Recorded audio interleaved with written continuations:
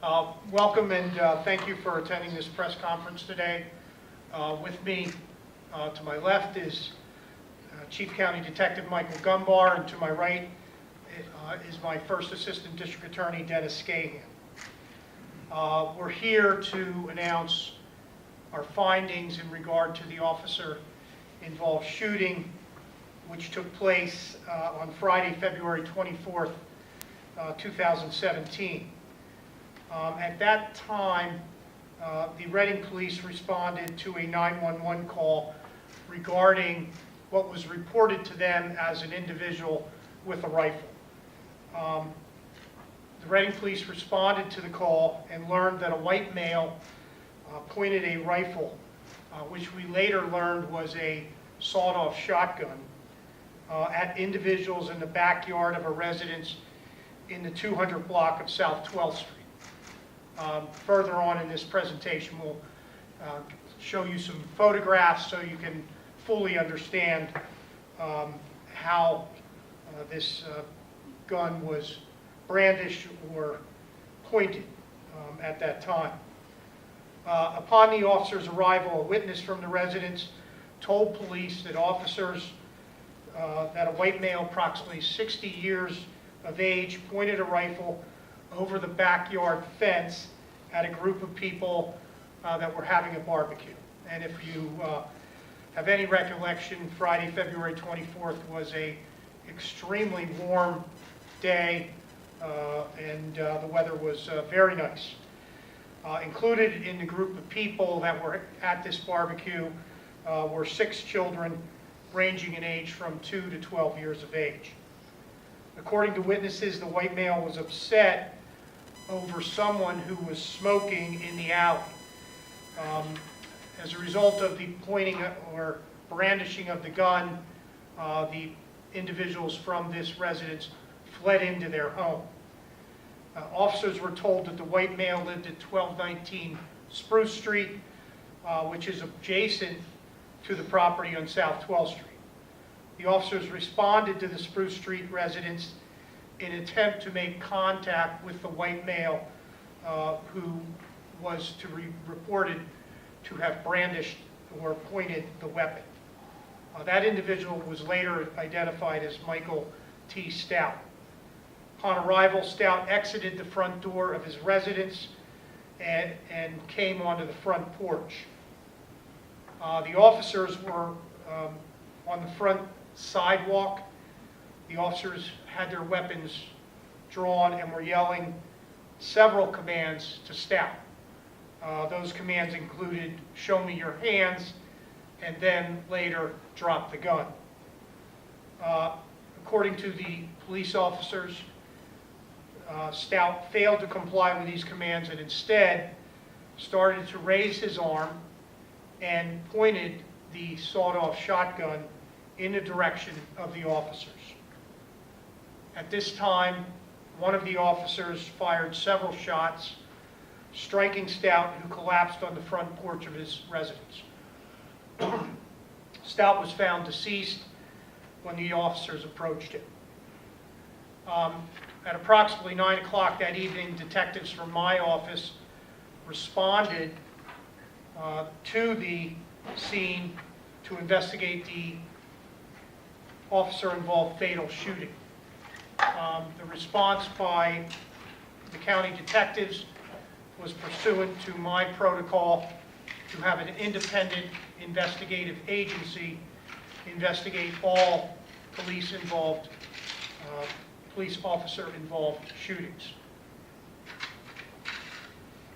Also responding to the scene was Chief County Detective Michael Gumbar and First Assistant District Attorney Dennis Scahan. Berks County detectives obtained a search warrant for the residence and the area around the house. We refer to that as the curtilage.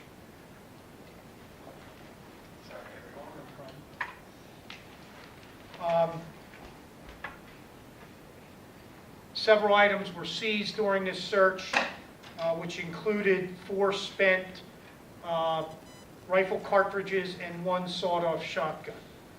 The spent cartridges were later determined to to be the cartridges that were ejected from the officer's rifle. Mr. Stoudt was pronounced dead by Deputy Coroner Malcolm Ettinger at approximately 9:05 that evening. An autopsy was conducted on February 26, 2017 by Dr. Supriya Caravella, Chief of the Autopsy and Forensic Services at the Reading Hospital.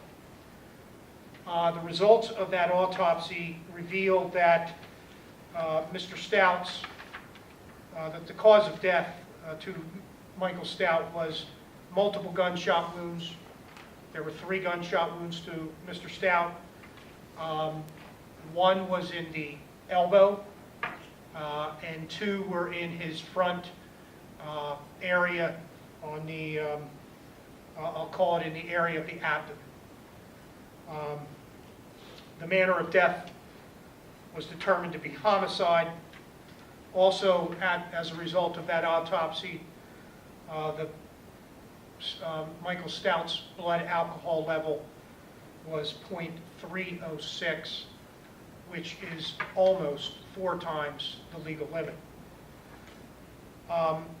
As a result of this officer-involved shooting, we conducted an investigation, and we have determined that the actions of the Reading police officer on the evening of February 24th, 2017 at 1219 Spruce Street was a reasonable act of self-defense and defense of others.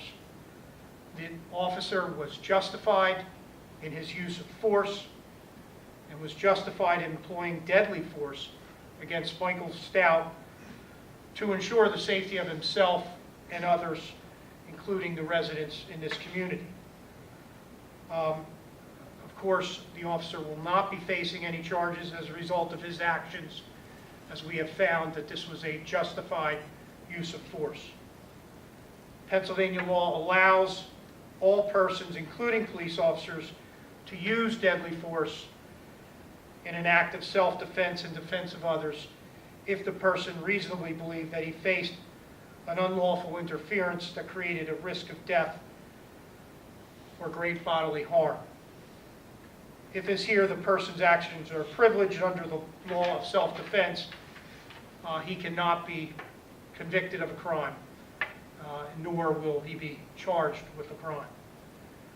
We have concluded through this investigation that the officer was reasonable in his belief that he and the fellow officers who were at the scene were in imminent danger of death or great bodily harm due to Michael Stout's actions that evening of refusing to comply with all police commands and pointing the sawed-off shotgun in their direction. It was also reasonable to believe that Stoudt had the intent and means to inflict death or great bodily harm to the police officers who were involved in this incident. It is very unfortunate that a life was lost, but we commend the actions of the officer involved for protecting himself and others. We have spoken with the family of Michael Stoudt. We have informed the family of our findings. Michael Stout's daughter has asked us to read a short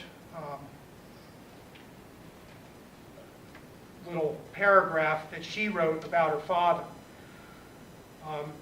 This is from Stephanie Baxter, the daughter of Michael Stoudt. He was a troubled man, he was a hard man, but he wasn't a bad man. I would know best, I'm his daughter. I don't know what transpired that evening any more than the next person. But I can tell you this, my dad was scared to live in the city, though he would never admit it. He had the shotgun for protection and, if need be, intimidation. I know he meant no actual harm, as the shotgun didn't even work, not loaded either. It was for looks alone, not that anybody was aware of that. Defeats the purpose, if you will. I'm sorry for the children that were scared. I'm sorry for the officer that had to take a life. I can't imagine the emotional and spiritual ramifications of that night. I will always support our police. Most of all, I'm sorry. I'll never get to say bye, to say I love you. I love you so much, Dad. Please visit me. We have tested the shotgun involved. It was a sawed-off shotgun. We have it here with us today. This shotgun was tested by members of my detective unit, and it was operable, and we determined that after test firing